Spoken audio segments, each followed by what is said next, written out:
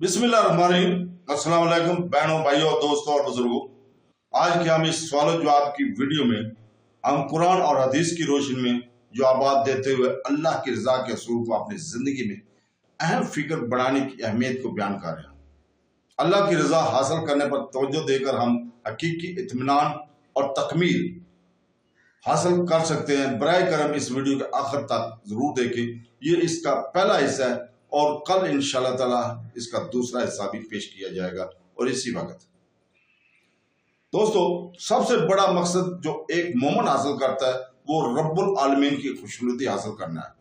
अल्लाह ताला ने सूरह तौबा आयत नंबर 72 में फरमाया, अल्लाह कहते हैं, अल्लाह ने मोमिन और मर्दों और मोमिन औरतों से ऐसे बागात का वादा किया जिनके नीचे नहरें बहती होंगी, जिनमें वो हमेशा रहेंगे और हमेशा रहने वाले बागों में खुशगवार मकानात का।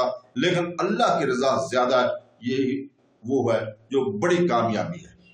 इसे बुखारी ने अपनी सही 6549 में और मुस्लिम ने अपनी सही 2829 में रवायत किया है कि अबू सईद खदरी रज़ी अल्लाह ताला अन्हु कहते हैं कि रसूल पाक सल्लल्लाहु अलैहि वसल्लम ने फरमाया, जो जन्नत वालों से कहेगा, ऐ हमारे रब, हम हाजिर हैं, कहेगा, ऐ रब, जब तूने हमें वो दिया जो तूने अपने मखलूक में से किसी को नहीं दिया, वो कहेगा, क्या मैं तुझे इससे बेहतर चीज ना दूं?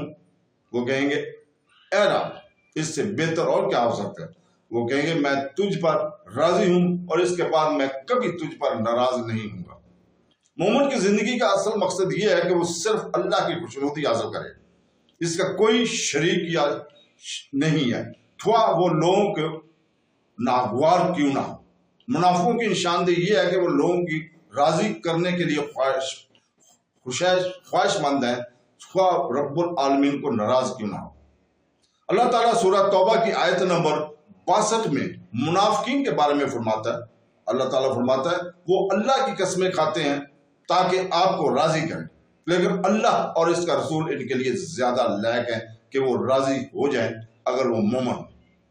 वो चीजें जो इंसान को सिर्फ अल्लाह की रजा हासिल करने में मदद देती हैं, इनमें दर्जा है। नंबर 1, अव्वल अपने रब के बारे में जानना ताकि इसे यकीन हो जाए कि सब कुछ इसके साथ में है और वो अकेला है जो हर चीज पर काबू रखता है। वही अकेला है जो हिम्मत करता है और बुलंद करता है। वही इज्जत और जिल्लत देने वाला है। जो कुछ वो देता है इसे कोई नहीं रोक सकता और जो रोकता है इसे कोई नहीं दे सकता।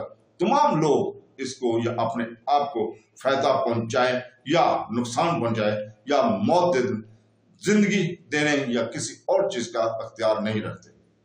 जब इंसान इस बात पर यकीन कर लेगा तो इसका दिल अपने रब से जुड़ जाएगा, क्योंकि इसे यकीन है कि लोग इसके रब के हुक्म के बगैर इसको कोई फायदा नहीं पहुंचा सकते और रब के हुक्म के बगैर इसे नुकसान नहीं पहुंचा सकते। रसूल पाक सल्लल्लाहु अलैहि वसल्लम ने फरमाया, याद रखो कि अगर कौम तुम्हें किसी चीज से फायदा पहुंचाने के लिए जमा हो जाए तो वो तुम्हें कुछ फायदा नहीं दे सकती। अब मगर इस चीज को जो अल्लाह ने तुम्हारे लिए पहले से लिख दिया है और अगर वो तुम्हें फायदा पहुंचाएंगे, आपको किसी चीज से नुकसान पहुंचाने के लिए इकट्ठे हो जाएं, वो आपको कोई नुकसान नहीं पहुंचाएंगे सिवाय इसके कि जो अल्लाह ने आपके लिए पहले से लिख दिया है। नंबर 2, इस बात का यकीन होना कि लोग इससे मोहब्बत करते हैं और इससे राजी होना सिर्फ इसके लिए रब के हुक्म से होता है।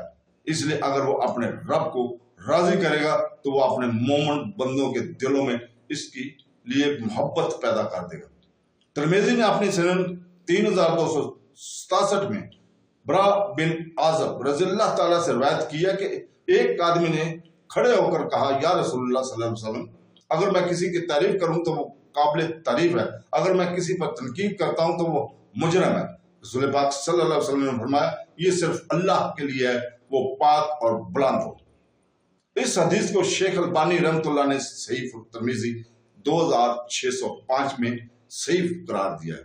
अल्लाह वाहद है, जो किसी की तारीफ करे तो वो उस काबिल तारीफ है और अगर वो किसी से नाराज हो तो इसकी तनकीद करे तो वो मलामत की लायक है। जहां तक लोगों का तल्लुक है तो इनके पास अल्लाह का हुक्म के सिवा इसका कोई इख्तियार नहीं है। تو دوستو آج کی یہ اس ویڈیو میں اتنا ہی بیان کر رہے ہیں، اور اس کا بقیہ کل انشاءاللہ تعالی ہم دوسرے حصے میں بیان کریں گے۔ اس وقت تک کے لیے اجازت، اللہ حافظ۔